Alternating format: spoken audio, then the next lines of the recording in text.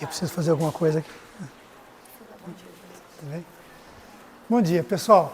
Há cerca de 170 anos, Allan Kardec, na época ele era conhecido como Hippolyte Léon. Ele ouviu falar daquele fenômeno das mesas girantes e se interessou. E aí ele começou esse lindo trabalho e 3 anos depois ele nos deu o Livro dos Espíritos e a partir daí mais 12 anos de codificação espírita. Então eu estou aqui hoje para falar para vocês da codificação espírita, do espiritismo que ele nos brindou. Falar um pouquinho antes da codificação. O que é uma codificação? Que é uma palavra um pouquinho estranha, né? Opa! O que aconteceu aqui? Fui eu. Ok.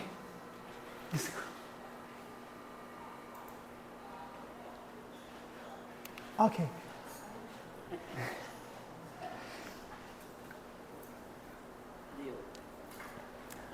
A codificação,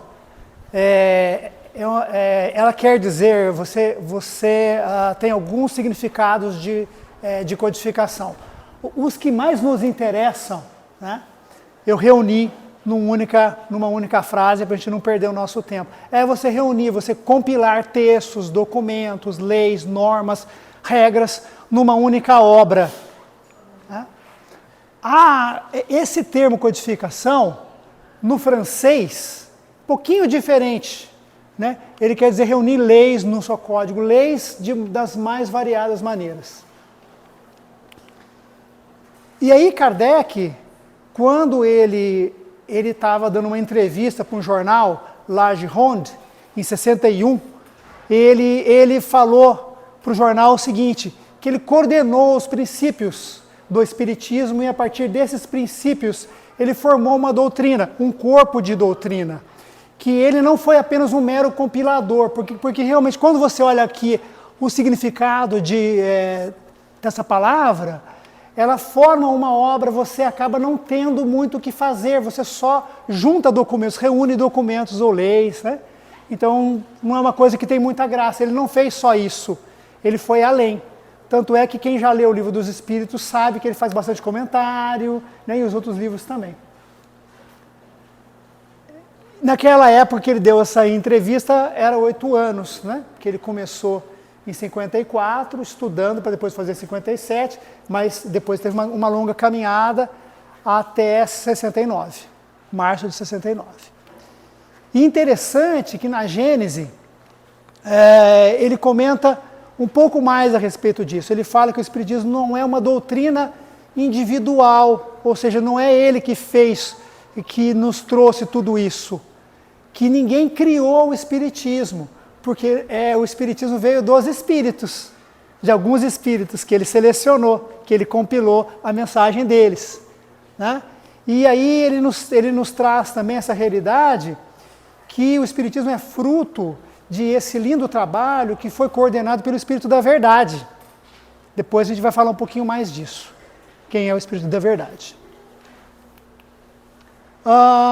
Quando nós falamos de codificação espírita, é claro que nós temos que falar um pouquinho de Espiritismo, é óbvio, né? Porque ela nos brindou o Espiritismo. E o Espiritismo é a nossa terceira revelação. Nós tivemos Moisés com os 10 mandamentos, aqueles outros 590 ou 600 mandamentos que ele colocou também, nós consideramos que são mandamentos que não são leis de Deus, que são leis dos homens dele na época, né? Então ele falava que não podia, você não podia, estar comendo camarão, né? A mulher não podia, mostrar o seu cabelo, mas um monte de coisas que não tem nada a ver com lei de Deus, não é mesmo? Mas os 10 mandamentos é bastante pertinente. Depois a segunda revelação veio Jesus, e aí ele explicou do amor, do perdão, da caridade, e nos deu muitos exemplos de como é diferente a palavra de Deus com aquela palavra que foi trazida naquela época, nos tempos que nós, espíritos, talvez nós estivéssemos lá junto com Moisés, nós não podemos estar fazendo nenhum tipo de crítica naquele tempo, porque aquele tempo, aqueles espíritos não estavam ainda evoluídos o suficiente para ter a segunda revelação. Então eles tinham muitos jeitos e muitas coisas que eles faziam, que nós fazíamos, né? Porque nós somos todos aqui espíritos, a não ser que tenha alguém aqui numa missão especial, espíritos que estão aqui para evoluir, não é? Então talvez nós mesmos estivéssemos lá. E aí veio a terceira revelação, que veio com Kardec. E essa revelação tem origem divina. Quando nós lemos no Evangelho de João, capítulo 14, que os discípulos estavam bastante nervosos, que Jesus falou para eles, né, que ele ia embora, e como é que ia acontecer, como é que ia fazer, aí ele fez essa promessa de trazer o Consolador, que ia explicar e revelar as coisas de uma forma mais inteligível, que ele não podia estar revelando tudo, né? Lá naquele momento, porque também nós estávamos num outro estágio naquele momento, há 2000 e poucos anos. E o nosso Consolador, o Espiritismo, ele revela a natureza do mundo espiritual e as relações que esse mundo espiritual tem com o nosso mundo, entre outras coisas. E também tem alguns pilares bem sólidos, ou seja, nós temos da crença em Deus, na imortalidade da alma, na pluralidade dos mundos, não é isso? Nós temos também da crença na comunicabilidade com os espíritos, que nem todos as outras crenças elas têm, não é? Então, e tem esse caráter também aqui que ele quer dizer o quê? Que o que Kardec ele nos legou é muito importante, e lá tem muitos pilares que nós... fica difícil, né, falar que eu sou espírita, mas não creio na reencarnação, que eu sou espírita, mas não creio em Deus. É difícil, não é, gente? É meio complexo, não é? Mas tem um monte de outras coisas, né? E também o espiritismo ele não é uma religião com dogmas ferrenhos, né? Que nós podemos estar discutindo basicamente tudo, né? Como realmente Paulo nos falou, tudo posso, mas nem tudo me convém, não é isso?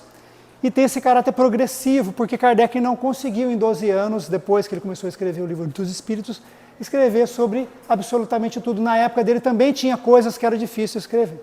Eu vou falar um pouquinho disso daqui a pouco para vocês. E o Espiritismo é uma religião também. Em dezembro de 68, na Revista Espírita, ele finalmente, ele já tinha colocado algumas vezes de uma outra maneira, mas ele coloca bem claro que é uma religião sem dúvidas. E aí ele explica que é uma religião sem dúvidas, só que não tem rituais, não tem autoridade formalmente constituída de maneira perene, né? Não tem um papa, não tem bispo, não tem um pastor, não é? E aí ele não tem dogmas. Dogmas, pessoal, é muito complexo falar de dogma, porque a origem da palavra dogma não tem essa força que a igreja, igrejas, elas colocaram do ponto de vista que se você não crê naquele dogma, você pode ser expulso, né, de um culto ou de uma igreja, né? O Espiritismo não tem esse tipo de dogma. Nós temos os pilares, como eu já falei, mas nós não temos dogmas religiosos formais, assim, pesados, né, que são verdades incontestáveis, que se você não crê, você não vai realmente lá para o inferno, até porque a gente não crê em inferno. Mas nós vamos falar um pouquinho daqui a pouco também. As obras da codificação. Nós temos as obras fundamentais, que eu penso que todo mundo aqui já conhece, não sei se já leram, mas todo mundo aqui já ouviu falar do Livro dos Espíritos, não é mesmo, pessoal? A primeira versão do Livro dos Espíritos foi em 57, 3 anos depois que ele começou a estudar Espiritismo, e aí ele fez uma segunda versão ampliada para 1019 perguntas, 3 anos depois. E no Livro dos Espíritos ele discute coisas fundamentais para nós, como as causas primeiras, o mundo espiritual, as leis de Deus e esperanças e consolações. Depois, o que ele fez? Ele lançou outras obras, onde ele vai desdobrar o que ele havia dito aqui, mas tem coisas no Livro dos Espíritos que ele não fala lá, né? Então, o Livro dos Médiuns fala do mundo espiritual, obviamente fala do mundo espiritual e das manifestações espíritas. O Evangelho segundo o Espiritismo, de 64, onde ele fala das leis morais, da moral cristã, que o Espiritismo adota a moral cristã. E questões religiosas de comportamento humano. Isso ele lançou alguns anos depois. O Céu e Inferno, que veio nos esclarecer por que a gente tem medo da morte, as visões, por que tem gente que vê o céu e o inferno, se o céu e o inferno não existe, o que é isso, o que é purgatório, o que são os anjos e demônios. Né? A Gênese, em 68, vem praticamente fechar o Pentateuco espírita, né? E fala das causas primeiras, da Gênese de acordo com o Espiritismo, o que são os milagres para o Espiritismo, e o que é esse assunto de predições, né? É possível fazer realmente previsões, não é? Como é que funciona isso? Isso a Gênese explica bastante bem. E, além das obras fundamentais, tem alguns livretos que ele lançou, e outras obras também. São obras bem fininhas. O que é o Espiritismo, olha que interessante, antes dele lançar o Livro dos Espíritos, com quase o dobro de perguntas que ele lançou em 57, ele lança o que é Espiritismo. Então, essa obra é muito interessante, mas não deve ser lida somente ela. Aliás, o interessante é nós estudarmos todas as obras dele, mas essa é uma obra que tem coisas que depois ele renovou lá para frente. Então, é muito interessante ler essa obra, muito mesmo, mas ela requer um pouquinho mais de estudo. E aí tem algumas coisas que ele lançou, alguns livros depois que ele lançou, o Espiritismo na sua expressão mais simples. Apenas 21 páginas, olha que coisa linda. Resumo da Lei dos Fenômenos Espíritas, 15 páginas. Então, o Livro dos Médiuns tem, sei lá, 400, ele resumiu em 15 páginas. É lógico que não é a mesma coisa, né? Você lê o Livro dos Médiuns, não é a mesma coisa, mas já é alguma coisa. O Caráter da Revelação Espírita, esse livreto de 31 páginas, também é o primeiro capítulo da Gênese. Tem muito espírita que não lê a Gênese, porque acha chato, difícil. A Gênese é muito interessante, tem alguns capítulos lá muito interessantes. Esse capítulo, ele é fundamental para nós espíritas. São apenas 31 páginas. Não dói, pessoal, é muito interessante, muito legal. O Catálogo Racional das Obras, para se fundar uma coleção de livros espíritas, Kardec mostrou aqui no ano que ele se foi aqui da pátria, né? Terrena. Ele mostrou aqui que ele não tem medo de críticas. Uma das sessões de livros era livros que falavam mal do Espiritismo. Olha a fé que esse camarada tem, né? Incrível, não é? O Espiritismo não tem receio, ou seja, não é uma crença que ela se diz exclusiva, a única verdade, né? Que você só pode se salvar se você for espírita. Não é isso de maneira nenhuma. E também aceita livros que eles criticam o Espiritismo. Claro que lá ele colocava um rótulo, né? Livros que criticam o Espiritismo. Porque se você não fizer isso, você vai pegar um livro lá achando que fala de Espiritismo e ele fala de outra coisa. Então ele só fazia esse rótulo, mas é uma coisa que você não vê em nenhuma outra fé. Só no Espiritismo. E a Viagem Espírita é um livrinho, na verdade, aqui no Brasil, né, tem 84 páginas, porque a FEB, ela colocou outras viagens também, outros discursos que ele fez em outras viagens também. Esses livros são bem curtinhos, olha que interessante, como eles são curtos, não é? A FEB, ela pegou esses livros curtinhos, quase todos eles, e colocou nisso aqui, olha que coisa. O Espiritismo na sua expressão mais simples e outros opúsculos. Opúsculos é um nome feio, né? Estranho, né? Eu prefiro livretos. Então aqui, olha, você tem 1, 2, 3, 4, 5 livros. Bem legal, né? Para quem não tem tempo. E a Viagem Espírita é um outro livro. É um outro livro também que ele está em separado. E a Revista Espírita? A Revista Espírita, ele lançava a Revista Espírita mensalmente, e depois, a hora que o ano fechava, ele vendia a coleção do ano. Nós optamos por fazer assim aqui no Brasil também. Então nós vendemos ela é no ano a ano.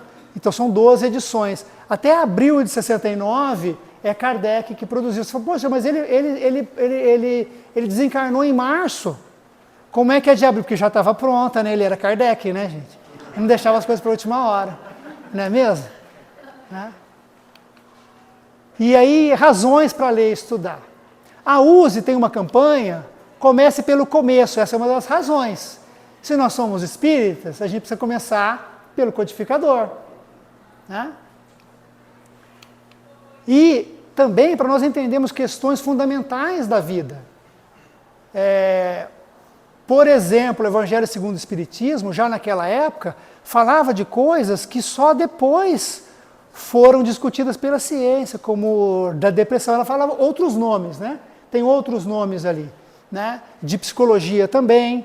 Então, a pessoa que gosta de ler e de estudar, ela vai perceber que a obra de Kardec também traz muito esclarecimento, muito consolo sobre as questões básicas e fundamentais de nossa existência terrestre. Entender o que é ser espírita, né? Como é que nós vamos nos dizer espírita se a gente não lê Kardec? Fica um pouco difícil, né? É possível, mas é um pouco complexo. Né? E tem um convite do Espírito da Verdade, num dos capítulos do Evangelho, se não me engano, o Consolador Prometido, não sei se é o 4 ou 5, que ele pede para nós espíritas, eis o meu primeiro mandamento, amai-vos, e o segundo mandamento era instruí-vos, porque é muito difícil nós sermos espíritas se a gente não se informar. Lembra que para nós evoluirmos, nós precisamos evoluir intelectual e moralmente. Então nós precisamos estudar, nós precisamos nos instruir. E construir a fé raciocinada, que é uma coisa que Kardec também coloca para nós. A nossa fé não é uma fé de dogmas, não é uma fé de medo. É uma fé que enfrenta o ridículo, enfrenta a razão em qualquer momento. E para isso nós precisamos estar seguros. E para estar seguros, precisamos estudar. Diferenciar a doutrina de opiniões pessoais. Se vocês forem lá na sala 4, pegar algum livro para emprestar, vocês vão perceber que a gente está fazendo um esforço de separar o que é livro doutrinário de ensaios e filosofia. Por quê? Porque nós podemos ter muitas opiniões. A maioria delas pode ser ligada com doutrina e outras podem ser ligadas com a vida. Kardec mesmo nos motivou a estudar toda a realidade humana à luz do Espiritismo. Né? E aí alguns compadres, alguns confrades, eles dão algumas opiniões que não necessariamente são doutrinárias. Tudo bem, não tem problema, mas nós precisamos saber diferenciar se aquilo que a gente está lendo é ou não Espiritismo, é doutrina espírita ou não, ou é a visão do meu colega. Reconhecer interpretações equivocadas, né? Porque às vezes essas interpretações equivocadas têm consequências, né?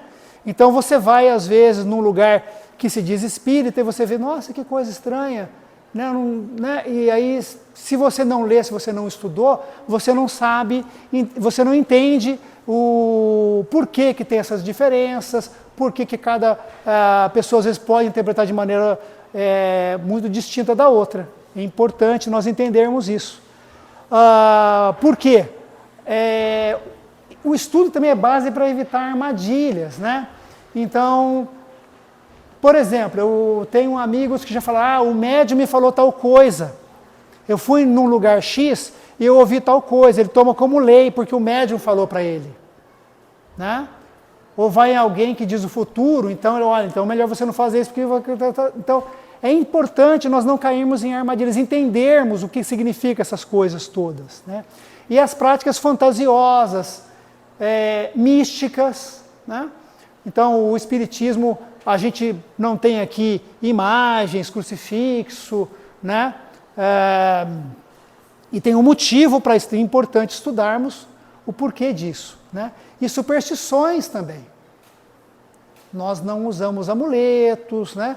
E algumas coisas, tem uma razão para isso também. Se a pessoa quiser usar, à vontade, mas é importante ela entender o valor que se dá para isso, que ela pode ou não utilizar sem problema nenhum, a vida dela não vai terminar se um amuleto X, né, ou se aquele papel Y, ele se acabar ou se perder, não é o nosso caminho, né? E aí, algumas coisas que o estudo da codificação explica para nós. E aqui é mais um tipo de provocação para vocês, para motivar vocês a estudar. Eu não vou tá dando resposta para tudo aqui, porque não tem graça. Só vou falar algumas coisinhas para a gente poder depois buscar na obra de Kardec, né? Vocês já entenderam a essa altura, né, que não basta a gente estudar apenas os 5 livros dele, né, que é bom a gente ler outras coisas também, mas quando nós tivermos interesse em ler alguma coisa específica, a gente pode pesquisar também como é que a doutrina ela vê aquele tema específico. E uma das coisas muito importantes que nos diferenciam também é a nossa visão de Deus, de Jesus e dos anjos. Vocês vão ler isso na Gênese, no Livro dos Espíritos, vão ler isso também em outras obras, como o Céu e o Inferno também, ele trata disso, e algumas revistas espíritas. A influência do mundo espiritual em nossas vidas, né? Então, entendendo que nós somos espíritas e espíritos, a nossa alma é um espírito encarnado, entender como que os espíritos desencarnados e encarnados influenciam as nossas vidas, as nossas decisões, e como que nós podemos usar essa influência em nosso favor, porque tem bons e maus, né, espíritos que podem nos influenciar, dependendo se o meu pensamento, se as minhas ações forem boas ou forem más. A mediunidade, a comunicação com os espíritos, né? Como é que funciona essa história, né, de mediunidade? Eu só consigo ouvir os espíritos ou receber inspiração espiritual se eu for médium? Então, se eu tiver alguma dúvida, algum tipo de problema, eu posso pedir inspiração para o meu anjo da guarda e abrir alguma mensagem assim, de algum livro como esse Fonte Viva aqui, e pedir uma inspiração para ele? Isso funciona, não funciona? Eu tenho que ser médium para isso? Todo mundo é médium? Todo mundo é médium? Se todo mundo é médium, por que Allan Kardec disse que não era médium? Né? Em que sentido ele falou isso? Então é importante a gente estudar. Todo mundo pode, de qualquer maneira, desenvolver qualquer tipo de mediunidade? Ou se eu, por exemplo, eu já tentei e não consigo, eu sou pior por causa disso? Ser médium é uma coisa maravilhosa, linda e sensacional, só assim que eu posso estar aqui na Terra? Né? E se eu sou médium, eu só consigo trabalhar numa reunião de médios, não posso ajudar de uma outra maneira? Essas coisas todas o Espiritismo ajuda a entender. Emancipação da alma. O nosso espírito, ele está aqui meio preso em nosso corpo, e às vezes nós nos emancipamos. Como é que funciona isso? Como é que funciona o sonho? O que são os sonhos? Como é que funciona o nosso sono? Os significados dos sonhos e dessas visões que algumas pessoas têm, que relatam às vezes coisas assim fantasiosas, e aí a gente tem que entender um pouquinho isso. A força do pensamento e as criações fluídicas do pensamento. Então o nosso pensamento pode criar coisas irreais ou coisas bastante reais. Como que funciona, de que maneira que a gente consegue estar entendendo e tá, de certa maneira, controlando um pouco essas interpretações. Os pressentimentos, as predições. Se nós conseguimos ver o futuro, se eu tenho um sonho que alguém vai morrer e a pessoa morre, o que isso quer dizer? Por que tem gente que não tem isso? Né? os espíritos, todos eles veem o futuro. Então eu posso ir lá numa cartomante, eu posso ir no médium. Como é que funciona essa história? O acaso, existe acaso? Existe o destino? O que são os milagres? Existe milagre? Nós somos o milagre. Hã? Nós somos o milagre. Nós somos o milagre. Eu vou repetir o que vocês falam porque a gente está gravando. Tá bom? Nós somos o milagre. E as curas? Eu posso me curar de tudo? De todas as doenças, as dores? Como é que é esse processo de cura? É numa só vinda aqui? Tem algum motivo para isso? Os limites que essa cura tem. O que é essa cura? Obsessão. Obsessão é um tema gigantesco, oceânico. Porque, como nós estamos no mundo de provas e expiações, quase todos nós, né, não fomos espíritos muito bonzinhos e amigos numa outra existência. Então é muito provável que nós temos alguns colegas junto conosco que, de alguma maneira ou outra, querem dificultar um pouco a nossa caminhada. Né? Quais são os tipos de obsessão? Como é que nós podemos fazer para evitar, de alguma maneira, isso? Ou a gente trabalhar para nós estarmos jamais se livrando de um irmão obsessor, mas a gente trabalhando a nós mesmos, e aí a gente fazendo esse lindo trabalho conosco, ajudar esse nosso irmão. Nós não expulsamos espíritos, né? Não sei se está claro para vocês aqui, mas se não está, mais uma maneira, mais uma razão de estudar. E de onde viemos? E para onde vamos? Depois que a gente desencarnar. Como é que funciona essa nossa caminhada? E uma pergunta interessante, que é a seguinte: quando Kardec ele coloca isso em várias passagens, mas no caráter da revelação espírita, ele coloca de maneira mais clara assim: amar a Deus sobre todas as coisas,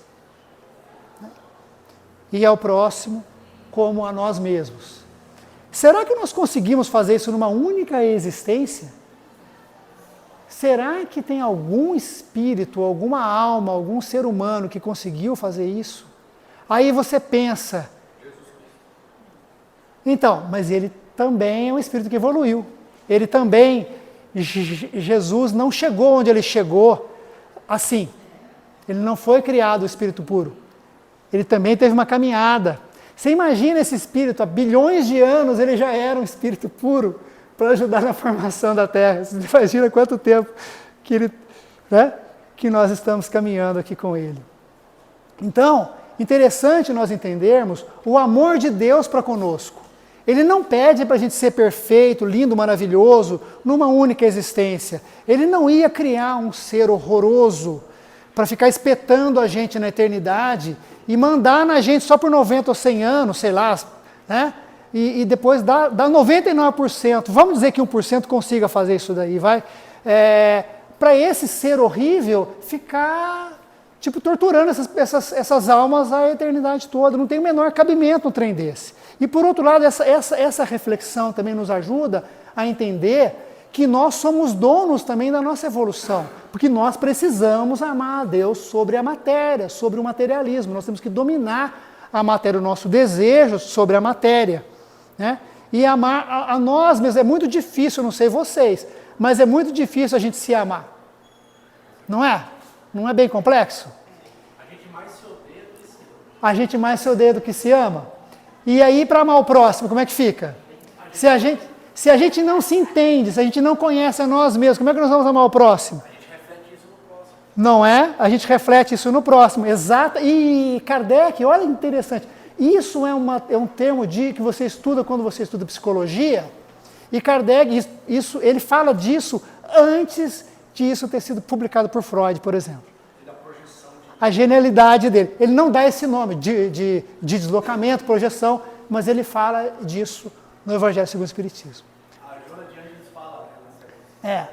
Sim, sim, ela fala, mas aí ela falou depois, né? Que eu tô aqui acreditando o método de Kardec e dos espíritos de ter trazido essas coisas para a gente antes, mas Joana de Anjos realmente é um espírito maravilhoso que ajuda bastante também a nossa caminhada. E aí, o céu, o inferno e purgatório, né? Que história que é essa de céu e inferno, de um monte de gente que fala que viu, que não viu, né? Eu já expliquei para vocês lá que a pessoa tem como ver coisas que não são reais, né? E o purgatório, Kardec diz, eu vou dar um spoiler aqui para vocês, né? Que nós estamos no purgatório. Ele fala isso. Né? E outro spoiler, o nosso lar está no purgatório, está no umbral também. O nosso lar não é uma cidade espiritual superior. Né? Lúcifer e os demônios. Né?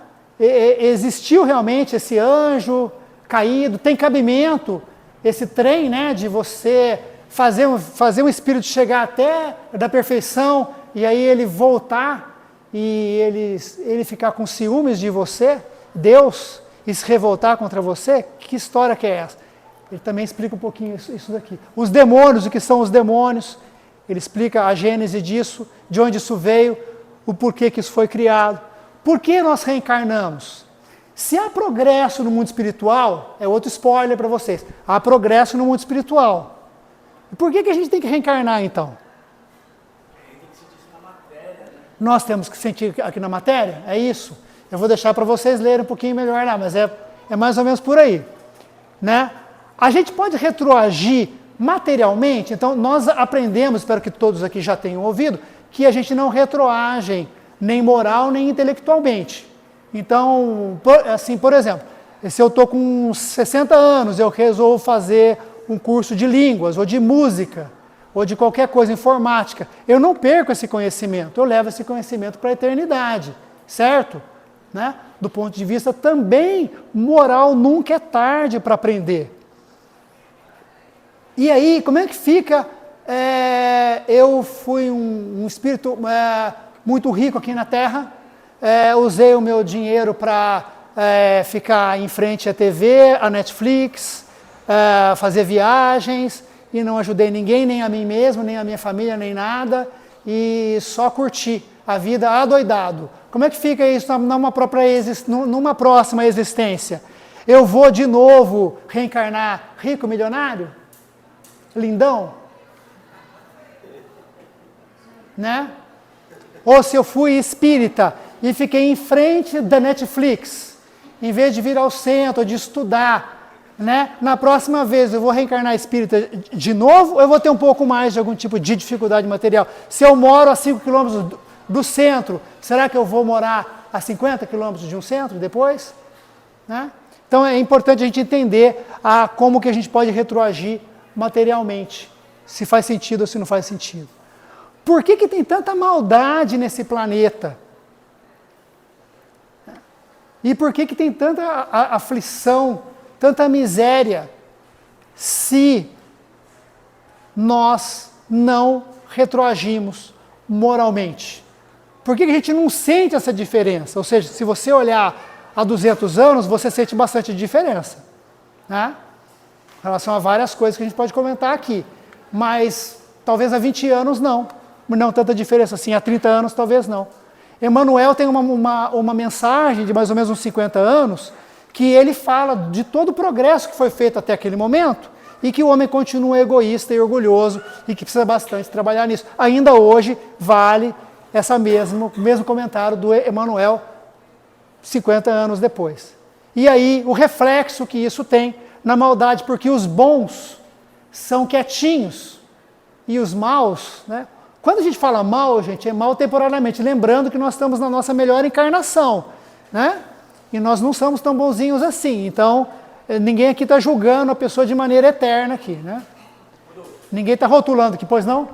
E tem essa coisa também, né? O nosso copo nem está cheio, nem tá tão cheio, nem está tão vazio, né? A maldade, todos nós temos aqui as nossas maldades, as nossas fraquezas, e a questão da evolução, será que ela não é algo assim? Então, sobre a maldade, o copo cheio, o copo vazio, e se a gente evolui de maneira senoidal, sei lá como é que fala isso, senoidal. Enfim, o copo cheio, o copo vazio. É importantíssimo a gente pensar de maneira positiva sempre. É claro, gente, que tem um livro que chama O Segredo, né? Que diz que você tem que ter pensamento positivo, que as coisas vêm para você. Não é bem assim. Né? Todo mundo que já estudou um pouquinho de Espiritismo sabe que não é bem assim. Leiam os capítulos 26, 27 e 28 do Evangelho segundo o Espiritismo, que vai explicar um pouquinho melhor. Mas você ter esse pensamento positivo te livra de muita penúria.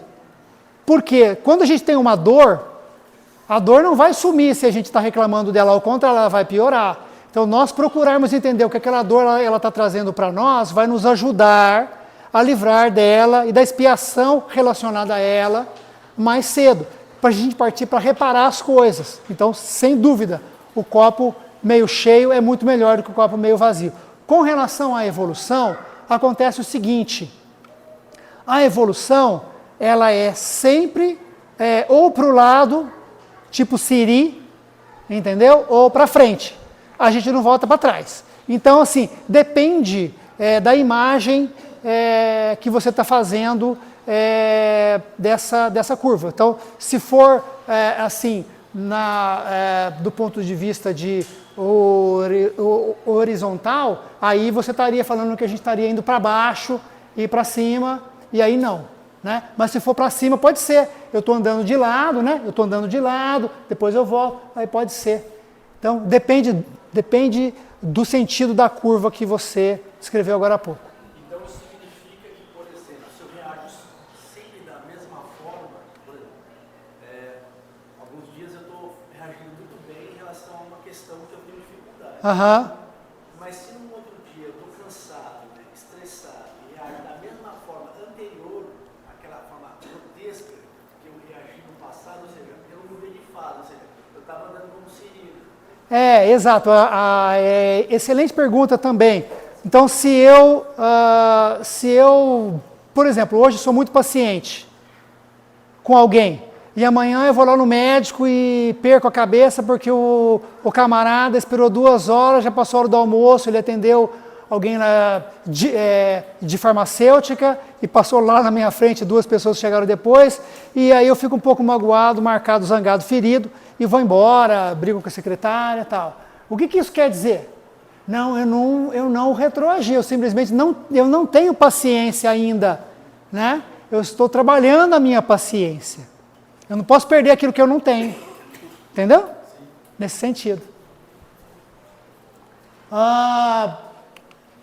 Leis de Deus.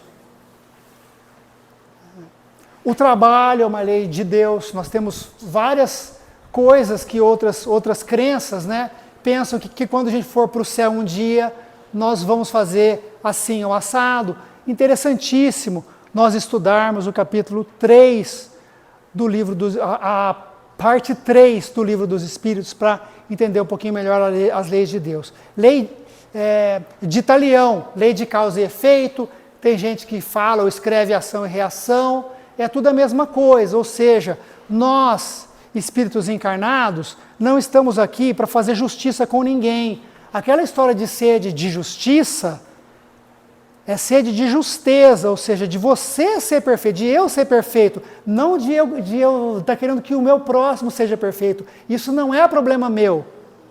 É problema meu eu estar melhor e não o outro. Então, eu também não posso julgar o outro e querer fazer ação e reação em alguém que pisou aqui no meu pé, por exemplo. Não é isso que Jesus pede para nós. Bem claro, ele falou, se alguém te dá um tapa numa face, dê a outra, pede o manto, dê a capa, não é isso? Então, ele revogou a lei de Talião materialmente para nós aqui. Mas a lei de causa e efeito é uma lei de Deus, que está em nossa consciência. Nós aplicamos essa lei. Nós mesmos sabemos que nós precisamos chegar a espíritos puros um dia e a gente aplica essa lei. E aí nós vamos entender um pouco melhor os castigos e as punições. Não é? Deus não precisa castigar ninguém, até porque Deus não fica magoado, marcado, zangado, ferido com ninguém. Ele não quer se vingar de ninguém. Como é que funciona essa história de castigo e de punição? Existe, é igualzinho quando um bisavô pedia para ajoelhar no milho, ou que algum tipo de professor dava alguma palmatória numa criança, né? Ou não é nada disso? Como é que funciona isso? Né? Evolução espiritual e o caminho da ignorância. Muita gente pensa que nós temos que passar por tudo. Então a gente tem que encarnar uma vez budista, outra vez protestante, outra vez lá na China, lá na reunião, na religião deles de taoísmo, né, no Japão, etc, etc, etc. É isso mesmo? Eu preciso errar, eu preciso matar alguém para entender que eu não posso matar as pessoas? Isso faz sentido? Deus ia mandar alguém aqui para matar alguém? Ou eu só preciso evoluir a partir da ignorância? Como é que funciona essa evolução? Né? O livre-arbítrio, ele é gradual. Então, quando eu era espírito primitivo, eu tinha o mesmo livre-arbítrio que eu tenho hoje. Eu vou ter o mesmo quando eu for espírito puro? Como é que funciona o livre-arbítrio? As consequências do uso do livre-arbítrio. Muito irmão, a gente ouve também, né? Eu tenho o meu livre-arbítrio, então eu vou fazer tal coisa. Sim, tudo posso, nem tudo me convém. Tranquilo, tem consequências. Então o Espiritismo não proíbe nada, nós não estamos aqui para a gente proibir nada, só para mostrar as consequências. Então às vezes eu estou sentindo uma dor danada, porque alguém fez alguma coisa que eu não gostei, e aí, em vez de eu refletir se eu estou certo ou estou errado, eu já assumo que eu estou sempre certo, lógico, né? Eu sempre tenho razão, e o outro está sempre errado, portanto, não é isso? E eu tenho todo o direito de estar magoado, marcado, zangado, ferido. E quais são as consequências disso? As expiações, as provas, as missões e o nosso papel. Então, assim, quando a gente reencarna, se nós não formos espíritos muito complicados, nós temos um acordo que é feito lá do outro lado, não é isso? E também nós temos missões a cumprir aqui, não é missão impossível, não. A maior parte de nós, a nossa maior missão, outro spoiler, é na família, né? E o nosso papel. Nós temos um papel na obra da criação. Olha que coisa linda, gente, que frase maravilhosa. Todos nós temos um papel na obra de Deus. Então aquela história que até os nossos cabelos estão contados, né? É sério. Ele conta conosco, nem que seja para a gente evoluir nessa existência e a gente ajudar alguém numa próxima. Não vamos questionar qual é esse papel, não importa qual é esse papel, vamos procurar nos melhorarmos e depois esse papel, ele vem para nós. O tempo e o tudo passa. Interessante entender se o tempo passa da mesma maneira, quando você está lá naquele consultório do médico, lá esperando ele 2 ou 3 horas perto da hora do almoço, sem nenhum livro espírita para ler, não trouxe Allan Kardec para ler aqui no consultório. Puxa vida, ia passar bem rápido, não ia? E como é que é na praia, quando você está com um monte de amigos, ou num show, não é verdade? Ou aqui na semana que vem, no sábado que vem, do Divino Café, que vai passar bem rapidinho. Como é que funciona essa história do tempo e o nosso estado mental? O céu e o inferno que a gente constrói aqui dentro. Como é que funciona isso? Né? E o tudo passa. Tudo vai passar então, pessoal? É só eu ficar em frente lá do sofá, que tudo bem, assim, encarnação eu posso simplesmente não fazer nada, beleza, tranquilo? Lembrando, se todos nós temos um anjo guardião, não temos? Nós temos espíritos da família que estão sempre com a gente. Obsessor, muito provavelmente que a gente tem também 1 ou 2, né? Ou mais. E como é que fica? E fora os espíritos que estão lá naqueles lugares, estação de socorro e outros lugares, nos esperando. Então, uma conta rápida, né? Nós temos mais de 50 bilhões de espíritos desencarnados, aguardando a oportunidade. E a gente vai jogar essa encarnação fora, esperando que tudo passa sem fazer nada? É isso mesmo? E a importância da família? Será que a família que eu tenho é tipo por acaso? Ou vieram para mim porque eu mesmo pedi? Será que eu não sou o espírito que precisa aprender alguma coisa com eles? Ou eu tô sempre certo e eles que têm que aprender comigo sempre? Como é que funciona isso? Além da família, até a parceiro. Família inclui todos os espíritos. E Kardec, no Livro dos Espíritos, fala que às vezes até o nosso vizinho pertence à nossa família espiritual também. Outro spoiler também. E a importância da sociedade. Dá para a gente evoluir moralmente sendo monges, ficando recluso, não ajudando ninguém, nem a nós mesmos, só rezando o tempo todo? Sexo nos espíritos. Espírito tem sexo? Se não tem sexo, por que tem relato que do mentor é o fulano ou a fulana? Por que no filme do Nosso Lar tem casamento? Que história que é essa? Como é que funciona isso? A igualdade e a equidade. Kardec pregou naquela época, gente. Vocês imaginam, 1860, 1800 e bolinha. Ele já falava que a mulher e o homem são iguais. Nenhuma novidade para nós, obviamente, é claro, né? Mas na época era meio complexo, né? Dos escravos, que tinha ainda alguns países ainda que tinha escravidão naquela época, né? E Kardec coloca bem claro isso. Não importa o sexo dos espíritos. Isso não é importante. Quando ele precisar ter uma experiência, ele vem daquilo. Daí nós também a gente não tem que julgar nenhum tipo de irmão ou irmã que se diz XYZ. Não é nosso problema. Ou não é nossa missão. Nós não sabemos e temos que olhar para nós mesmos. E como Kardec fez e pregou. A importância da prece, do perdão e do amor. Eu vou receber tudo o que eu pedi? Como é que funciona essa história do pedis e obtereis? Como é que funciona isso? Né? O perdão. Tem gente que fala que a coisa mais importante é o auto-perdão. Será? Será que o arrependimento não é uma etapa para depois ter expiação e a reparação? Então tem gente que fala que é mais importante, porque se eu não começar com o auto-perdão, eu não começo esse ciclo? Aí sim, né? Faz um pouco mais de nexo, né? E o amor. Tem uma carta de Pedro que fala assim: o amor cobre uma multidão de pecados. Tem muita gente que tem remorso, se arrepende de coisas que fez há um tempo atrás e fica preso naquilo, quer entender o que foi numa outra vida, quer não sei do que. Gente, o amor cobre uma multidão de pecados. Vamos olhar para o agora. Nós só temos o dia de hoje, é o nosso presente, é o presente que Deus deu para nós. Não é? Vamos viver esse amor. Pois não?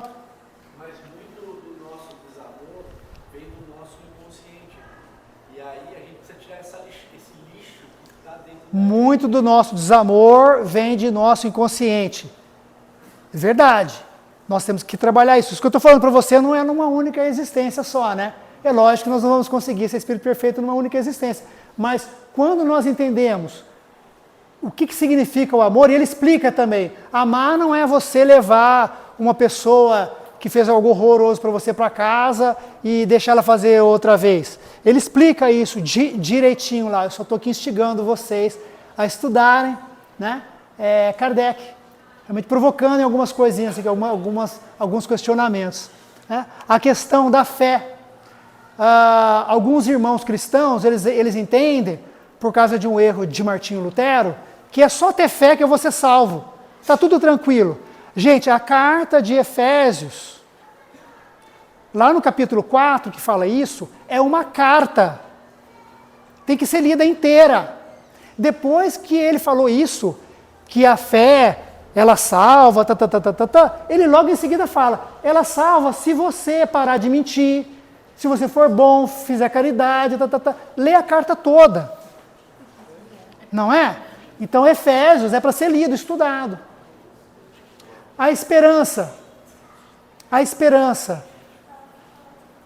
A esperança é filha da fé.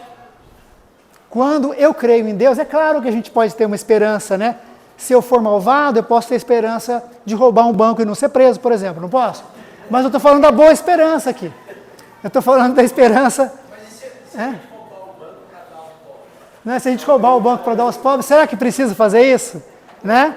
Tudo tem consequência. Gente, tudo que nós fazemos tem, ele vai ser atenuado ou vai ser agravado por Deus. Deus sabe o que nós fazemos. Né? Então, assim, quando a gente fala assim, a mulher roubou o mercado para dar de comida para o filho.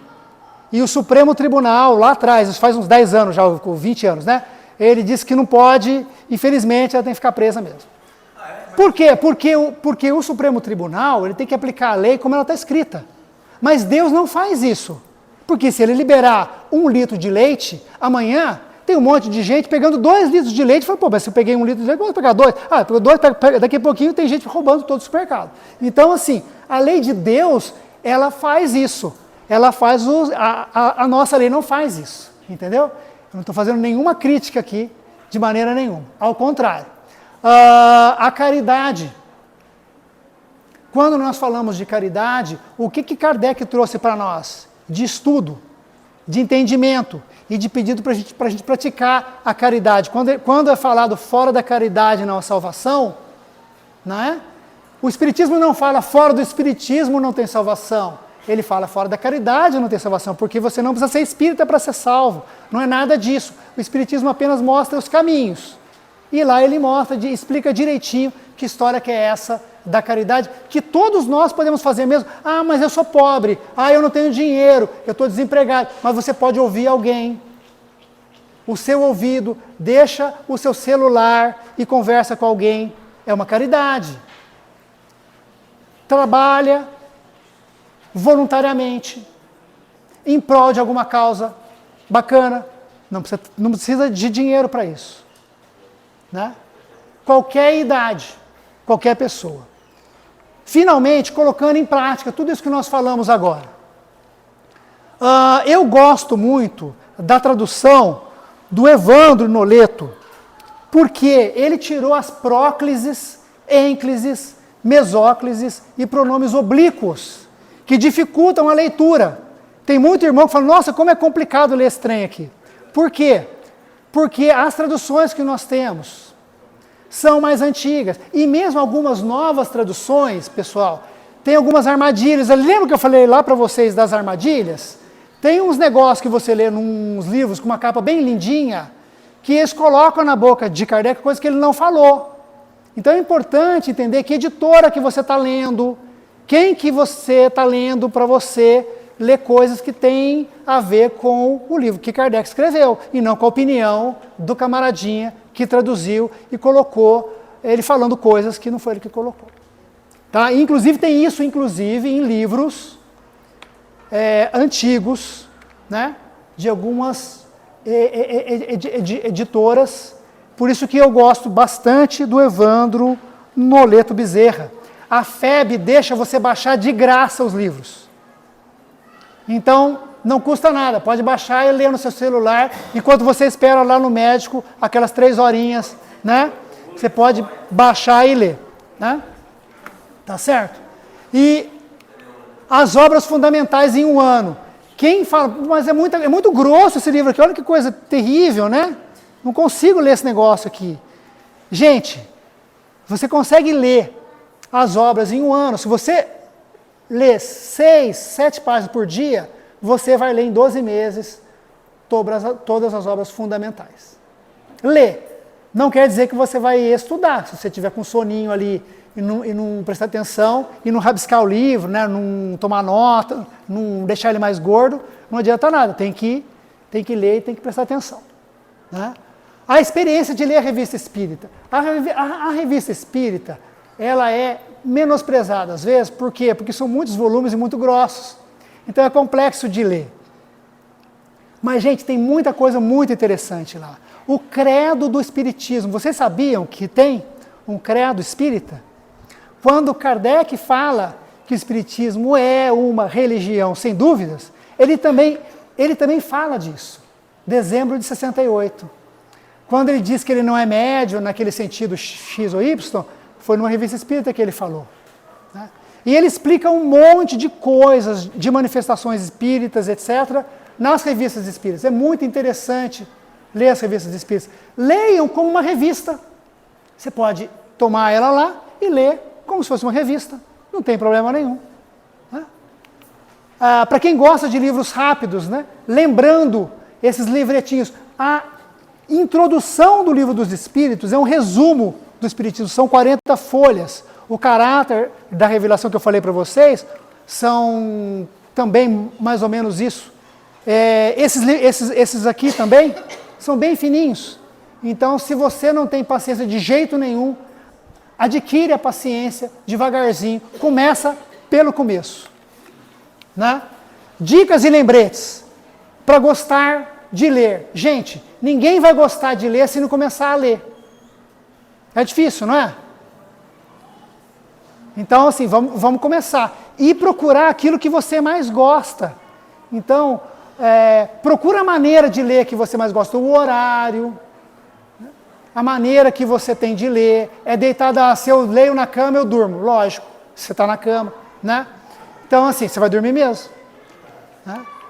E todos nós, inclusive principalmente trabalhadores, inclusive os médiuns, mais ainda, é um apelo que ele faz para os médiuns também, né? E para todos nós, temos que sempre estudar. Nós nunca vamos ser pós-graduados em Espiritismo, isso não existe, pessoal. Não dá. É uma caminhada. Né? E para quem não tem tempo de ler, lembra que o YouTube tem audiolivro, né? Audiobook, né? Não só o YouTube, outros também, né? E Spotify tem audiolivro também. Então você pode ler o livro dos Espíritos, ouvir o livro dos Espíritos e outros lá no caminho para o seu trabalho, enfim, de volta para sua casa. A Kardecpedia, alguém aqui já ouviu falar da Kardecpedia e da Bíblia do Caminho.com? Quando você tem algum tema específico para você estudar, por exemplo, eu falei aqui sexo, por exemplo, você vai lá e digita. A Bíblia do Caminho traz não só o Kardec, mas traz o do Chico também. Estudos e palestras. Quando estivermos fazendo estudos, e é importante fazermos estudos, porque às vezes a gente não tem tempo de ler, ou então eu tento de tudo, mas não consigo, vamos tomando nota e fazendo análise crítica. Né? Nem tudo que o professor me fala, ou nem tudo que eu falo, que o palestrante fala, nem tudo que as pessoas falam é verdade absoluta, não é, pessoal? Às vezes a gente erra, a gente é humano também. Então é importante analisar, sempre. Sempre analisar, usar o nosso senso crítico, para ter a nossa fé raciocinada. Era isso, pessoal. Muito obrigado. Oração. Essa final, né?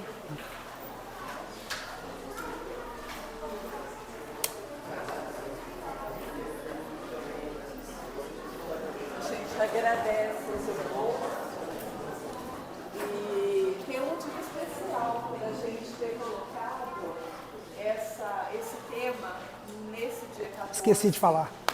Porque no dia 18 de abril de 1857, se eu não estiver enganada, é a data que marca a publicação do Livro dos Espíritos. Então, oficialmente, né, para a sociedade, a partir da publicação, surge o Espiritismo. Né? E o Brasil, estatisticamente, é a maior nação espírita. Embora a gente saiba que o Espiritismo está bastante difundido pelo mundo afora. E aqui, no dia 18 de abril, a gente tem uma legislação que instituiu o Dia do Espiritismo. Né? Aqui em São José, inclusive, tem uma lei municipal que diz que dia 18 de abril é o Dia do Espírita, né? Esse ano eu não sei, mas parece que não vai ter a sessão solene. Mas nos anos anteriores teve uma sessão solene aqui na Câmara, né? Então nós, brasileiros, nós constituímos a maior nação espírita. E às vezes surge na gente assim algumas curiosidades, né? Como que o espiritismo está espalhado, como ele é percebido pelas pessoas. E hoje a gente tem a internet aí que pode ser fonte de consulta para a gente entender como o espiritismo está espalhado. Então, quando a gente procura por federações espíritas, existem federações espíritas na maioria dos países aí afora. Em Portugal, a gente tem a Federação Espírita Internacional, que é a FEI, tem um site, inclusive. A pessoa, quando de repente vai mudar de país, vai se radicar, né, em outro país, tem como saber se tem centros espíritas nos outros países. A gente sabe que em muitos países o espiritismo ele tem uma conotação mais filosófica, principalmente nos países europeus, né? Uma conotação mais de estudo doutrinário. E nos países latinos, a doutrina assumiu esse caráter que tem aqui no Brasil, de prática da caridade, de acolhimento nas casas espíritas. É muito interessante a gente ir conhecendo como o movimento espírita foi se dando por aí afora, né? Tem um canal do YouTube que eu estou sempre recomendando para os amigos, né, que chama Ibero-América Espírita. É um canal em língua espanhola, mas tem muito brasileiro que colabora, então a gente consegue entender perfeitamente, porque o brasileiro sempre fala portunhol, né? Mas ali a gente vai encontrar oradores, pessoas do movimento espírita em países vizinhos ao nosso, aqui Argentina, Uruguai, Paraguai, Colômbia, México, Guatemala, na Espanha, e são feitos debates em torno de temas ligados à doutrina, com pessoas de vários países. Então a gente vai compreendendo que o espiritismo, ainda mais com o advento dessas tecnologias da comunicação, ele está se espalhando de uma forma bonita de se ver.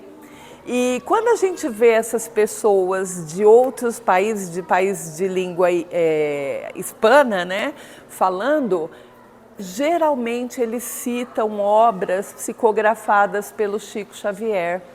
Citam muito Emmanuel, muitos citam as obras da Joana de Ângeles, da série psicológica. Então a gente vai constatando a importância desses personagens do espiritismo no Brasil nesse trabalho de difusão, porque as obras que foram publicadas, elas vão recheando as reflexões, embora a base sempre seja Kardec. Por isso foi muito oportuno o Rodolfo fazer essas provocações, né, na forma de perguntas, para que a gente estude Kardec, porque Kardec vai ser o filtro para a gente poder ler o que a gente quiser dentre as publicações e ir passando pela peneira das obras básicas, isso passa, isso não passa, e permitindo que a nossa consciência vá se expandindo, né? Então agradeço ao Rodolfo, que fez essa exposição provocativa para a gente, sabendo que o que a gente está comemorando essa semana é o Dia do Espiritismo, no dia 18, data da publicação do Livro dos Espíritos. Desculpem fazer essa parte um pouquinho prolongado, mas é importante a gente ter essas visões. Você gostaria de fazer a prece para a gente? Posso fazer? Então.